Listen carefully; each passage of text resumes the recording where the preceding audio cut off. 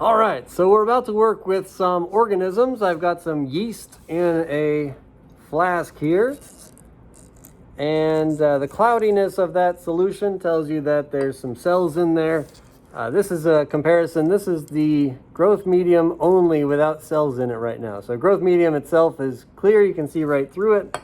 And anything cloudy in there is the cells that we can see. And how do I know which cells are in there? Well, it turns out there's a bunch of organisms that could be present in our environment. There's a bunch in the air right now. There's some on this surface. There are probably some on my gloves. Definitely some on my skin, in my face, in my mouth, all over the place.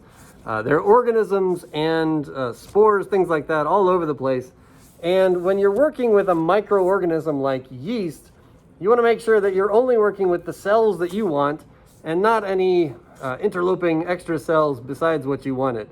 So we want to practice sterile technique. So when things are sterile, that means that there's nothing alive on them. And there are a few ways to keep things sterile. Number one is to autoclave them. So we have in our building here, we have access to a powerful steam oven. Cooks things at high temperature with pressure.